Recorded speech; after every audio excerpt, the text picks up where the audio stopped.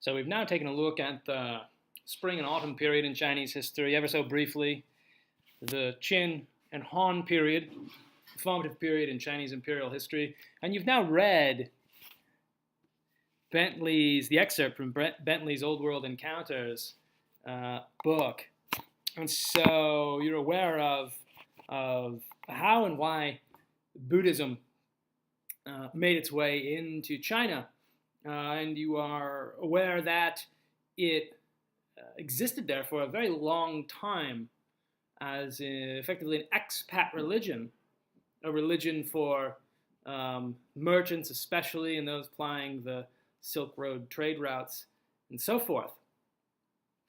And so our topic today, here in this lecture, is going to be to understand how Buddhism eventually acquired widespread support throughout China.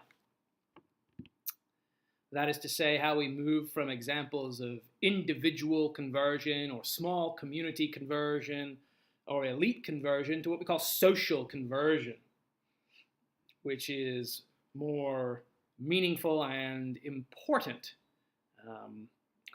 in historical perspective. And so we're going to go through many of the key factors that drove this process that resulted in the widespread acceptance of Buddhism throughout Chinese society. So, before we do that, just a quick review on the political landscape of China in the post-Han period. Remember, the place becomes politically fragmented. So you have the period of the Three Kingdoms here, 220 to 280. You have the period of the so-called Northern and Southern dynasties from 317 to 589, which you see here. And you see that the map of China, the political geography of China, shifts over time within this framework. And at the end of this period, however, China was reunified for a short-lived dynasty, the Sui dynasty, which was followed by a much more long-lived dynasty, one much more important in the annals of Chinese history, Tang dynasty, which lasted, as you can see here, nearly 300 years. And so the material we're going to be talking about today, it pertains to the period of political fragmentation in China, and also this new period of political unity, especially under the Tang emperors. And again, we're trying to understand how Buddhism transitioned from being a very, very small religion, predominantly an expat religion associated with foreigners and merchants, and a small number of Chinese, to one that was widespread throughout all corners of China. That's what we're taking a look at here. Social conversion.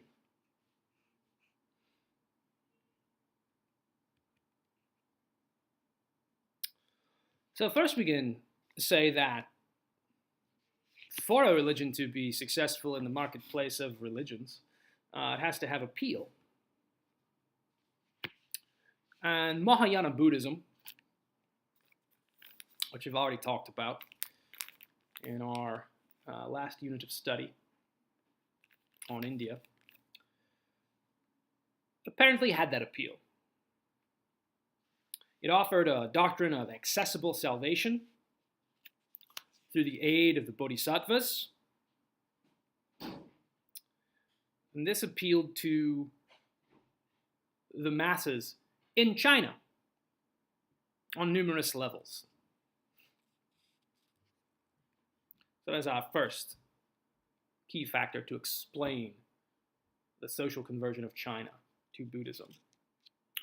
And let me note here at the outset that Buddhism did not displace other Chinese cultural traditions, Taoism or Confucianism, Rather, it simply worked its way into the broader fabric of Chinese culture and Chinese religion and came to occupy a prominent place alongside them.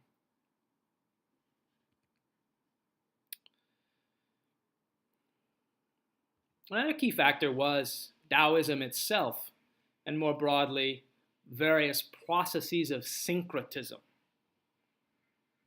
That is to say, the blending and modification of traditions. In a sense, Buddhism had to become a bit more Chinese and a little less Indian if it was to be successful on the social level in China.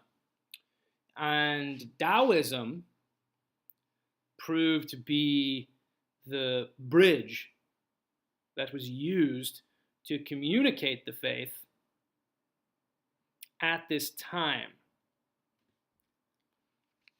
At this time, it's pretty common for Buddhists to situate their communities close to Taoist temples.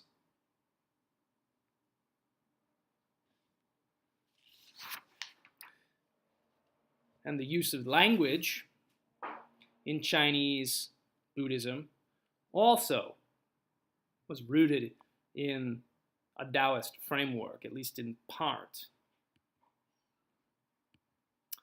Thus, the Buddhist term Dharma, right, referring to basic Buddhist doctrine, was, in Chinese Buddhism, translated as the Tao, and sometimes even understood from a very Taoist perspective as a sort of principle of universal order. Nirvana was translated as Wu Wei, the Taoist social ethic of quietude, non-competition.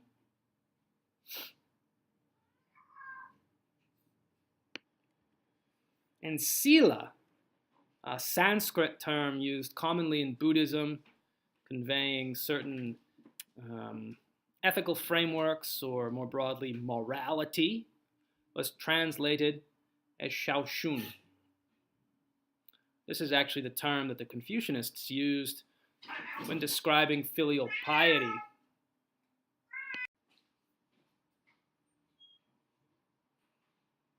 And so we can see here how deeply rooted cultural and religious terminology was used to convey core Buddhist concepts to a Chinese audience. We can take as an example here the Chan and Pure Land sects. These Buddhists had little interest in the formal textual study or doctrine that engaged most Indian Buddhists, but instead focused on a wide range of traditionally Taoist concerns: the importance of disciplined meditation, and unswerving or uncritical faith, spontaneous intuition, and instantaneous enlightenment. Yet they viewed themselves as Buddhists. So these are, in other words, very, they're Chinese Buddhists who are nevertheless molded by or affected by Taoist thinking and a Taoist framework.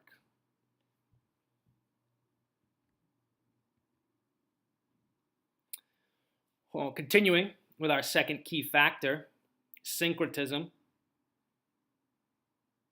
we can point to some other specific examples of this process.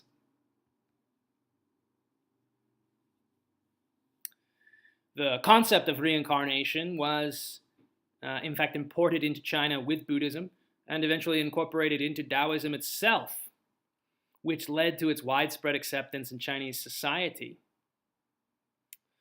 This tradition was solidified really in the late 4th century AD within Taoism.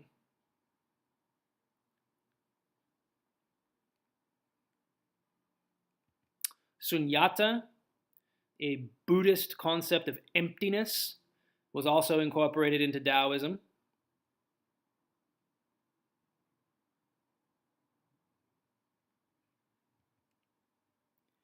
Buddhist shrines, as I mentioned, de facto went up at locations already associated with local Chinese deities. Gradually, indigenous Chinese deities became confused with bodhisattvas and images of the Buddha took on an increasingly Chinese tone.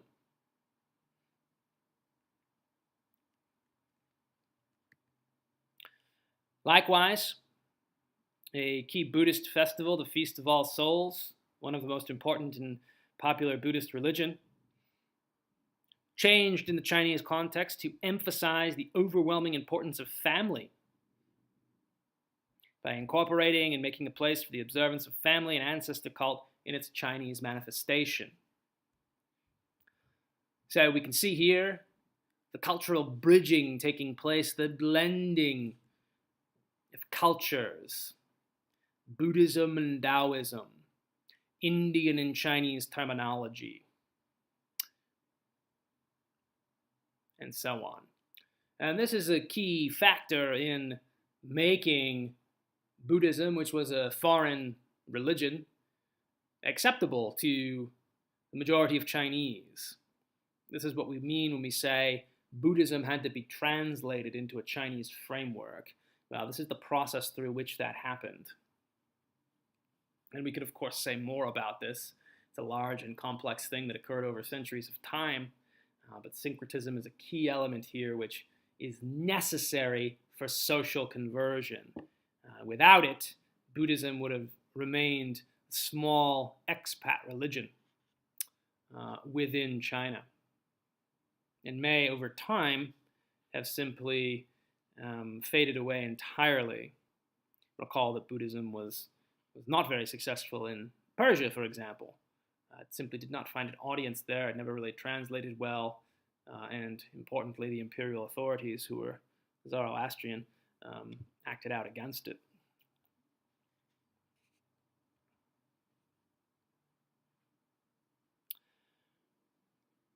So if Buddhism is engaged in this dialogue with Taoism and other Chinese traditions so thoroughly and intimately, how did it retain its Buddhist character, right, as an independent religion, rather than becoming so hopelessly syncretistic with, for example, Taoism, that it would have simply become some sort of sect within Taoism? Well, the answer here is to be found in the continuing connections between China and India. In brief, numerous Chinese Buddhists took trips to India to learn about Buddhism in its homeland, to visit shrines associated with the Buddha, to visit Buddhist monasteries there, and perhaps most importantly, to acquire and copy Buddhist Sanskrit texts, which they then returned to China with, often carrying hundreds of these back with them. These travelers, these Chinese Buddhists, often became bilingual, speaking Chinese and Sanskrit at the same time, and acted as translators. All of this is to say that Buddhism retained its character as an independent religion, independent of Taoism, as something recognizably different, because it remained tethered to its homeland and to its spiritual and intellectual roots as a result of these travelers and scholars and translators. Otherwise, most historians think it would have been absorbed to the point of evisceration in China. So this too is a key factor in explaining Buddhism in China.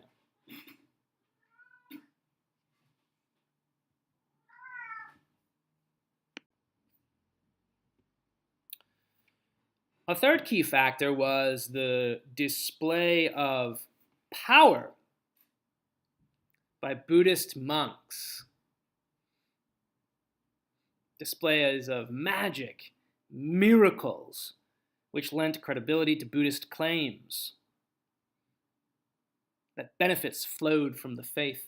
And you came into contact with some of this in the Bentley reading.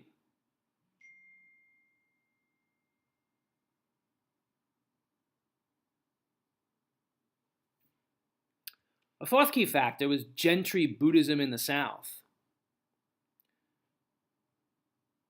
During the periods of political fragmentation, especially during the northern and southern dynasties, aristocrats in the south became attracted to Buddhism in the new context of political fragmentation. From their view, the whole world order had been upset. They were, in some sense, in a form of exile. Why should this be the case? And Buddhism was one avenue through which they sought answers. But theirs was not an interest in Buddhism as a popular religion. They approached it more in terms of an academic or an intellectual exercise. They had an interest in studying it for its parallels to Confucianism and Taoism, or its differences when compared to Confucianism and Taoism, especially its focus on morality and ritual, desire to cultivate inner wisdom or insight. But this is important because this gentry Buddhism has a major impact on introducing Buddhism to the Chinese elite throughout the south of China. So it's a major mechanism through which social conversion occurs, at the elite level at least, and will eventually attract the support of the court in the south by the early 5th century.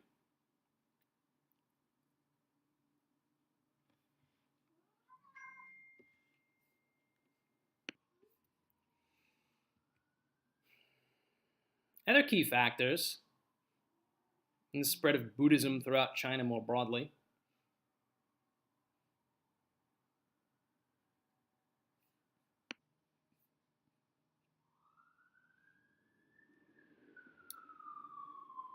political support came in different forms.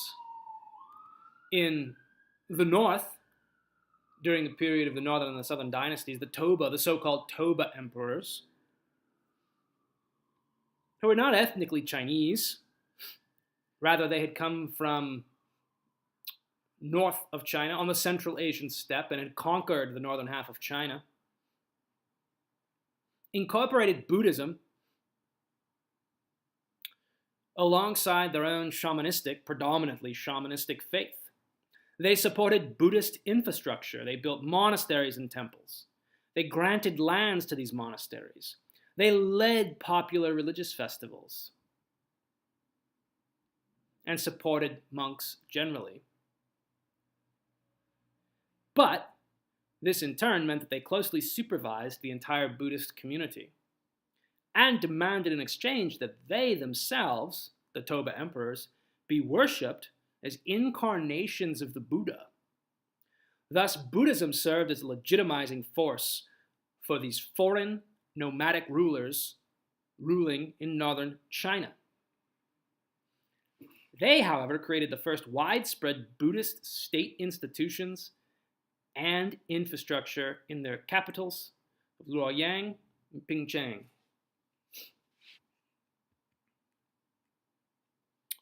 After imperial reunification by ethnically native Chinese, this paradigm of supporting Buddhism in exchange for political legitimation was largely continued. And in fact, several of the emperors of this period were in fact Buddhists from the late 6th to the mid 8th century.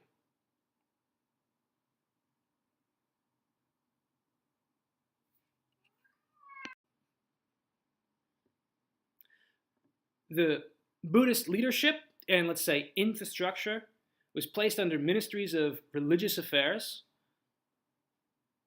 to ensure proper support of the dynasty. Buddhist monasteries continued to receive large land grants. Thousands of building projects of Buddhist nature are known from this period. Buddhists acquired advisory positions at court. The Tang emperors organized feasts on behalf of Buddhist monks. They paid for the translation and copying and distribution of Buddhist texts, promoted lay Buddhism among the Chinese elite, and even introduced Buddhist rituals into court ceremonies. Thus, we can say that Buddhism became something like a state religion under these two Chinese imperial dynasties.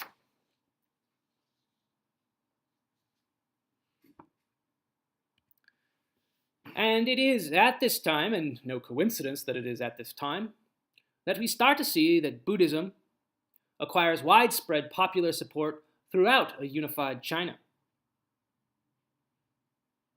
And undoubtedly, this was connected to the political support that I have just outlined here, as well as the other factors we outlined prior: the appeal of Mahayana Buddhism and the role of translating Buddhism into Chinese forms and language, the role of syncretism. And so, this period in Chinese history is generally considered to be the high point for Buddhism in China,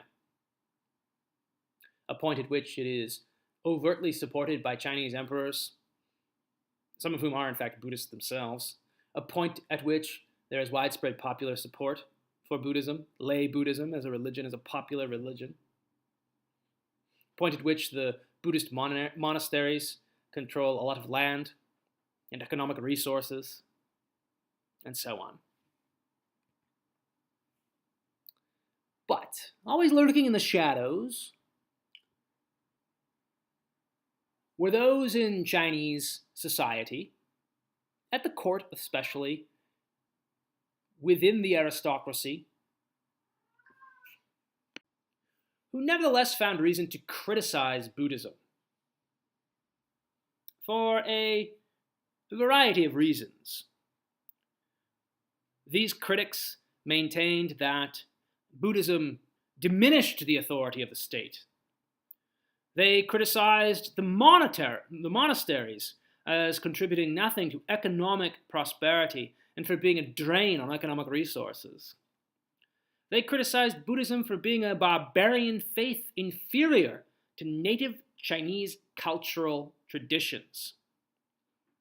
They thought monastic austerity violated the natural social order and disrupted the family.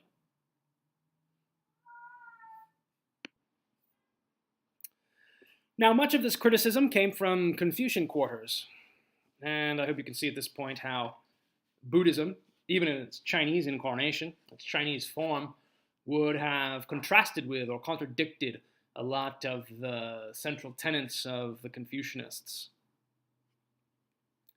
Here we have an example of a criticism from a man named Hon Yu in 819.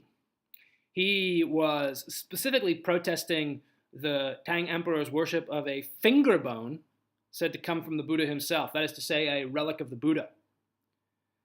And here's what he had to say. The Buddha was of barbarian origin. His language differed from Chinese speech. His clothes were a different cut. His mouth didn't pronounce the prescribed words of the former kings. His body was not clad in the garments prescribed by the former kings. He didn't recognize the relationship between the prince and the subject, nor the sentiments of father and son. So here Buddhism is described as a barbarian, foreign, inferior faith, and again being attacked from a Confucian perspective or a Confucian position. This man simply thought it was ridiculous that the emperor was worshipping a finger bone, a relic. It did not comport with his own view of how things worked or how they should work. So these sorts of criticisms of Buddhism, the Buddhists could deal with them as long as they enjoyed imperial support. It was fine. But for a variety of reasons having to do with economic problems and domestic rebellions, invasions by nomads, the Tang emperors eventually turned on Buddhism and began a widespread persecution of the faith in the 840s.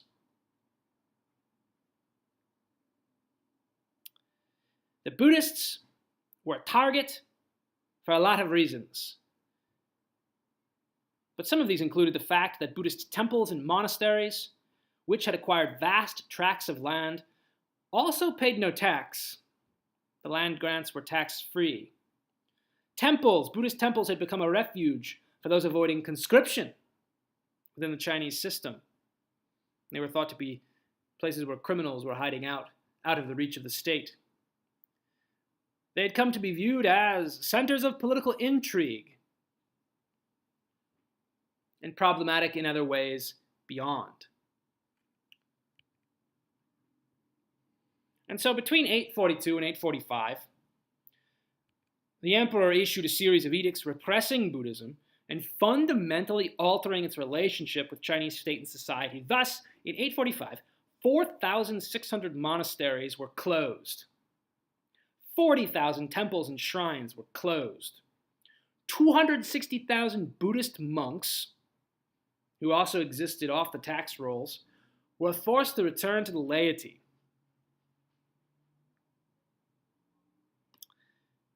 Other foreign faiths in China at this time, for example, Nestorians, Manichaeans, Zoroastrians, also dealt with this type of thing.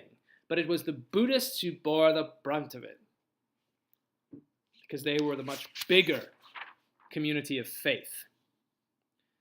And after this suppression of Buddhism, Buddhism never really reacquired the cultural and economic foundations it enjoyed at this time, under the Sui, under the Tang. But it continued as a popular faith in China into the 20th century. That is to say, social conversion had come so far, there was no rolling it back. The change from this point on is that between the popular faith, the popular religion of Buddhism, and the state. Buddhism also fared very poorly in the mid-20th century under communism for a long time, but that is a different subject entirely. So, to draw some conclusions, the spread of Buddhism in China, into China, occurred first through voluntary association and conversion among expat merchant communities rooted in the trade diaspora, attracted to universal ethics, doctrine of accessible salvation, and more.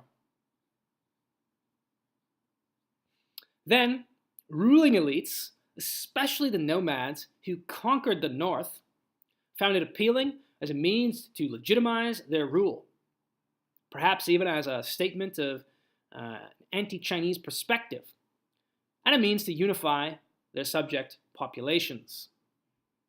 Then, with the acceptance of Buddhism at the state level under the Sui and the Tang, Buddhism's presence in China, and by extension East Asia, was consolidated and made permanent. And the widespread social conversion of the Chinese masses was brought about due to the high degree of syncretism which took place during this process, throughout the eras of political fragmentation and into the period of renewed political unity. The process through which Buddhism learned to, quote, speak Chinese, especially at the very local level, is very, very important. It cannot be underscored enough. And this is important more broadly because it is from China that Buddhism will spread and be exported to Japan and Korea and Vietnam. So that concludes this lecture. If you have any questions, get in touch, please. Thanks.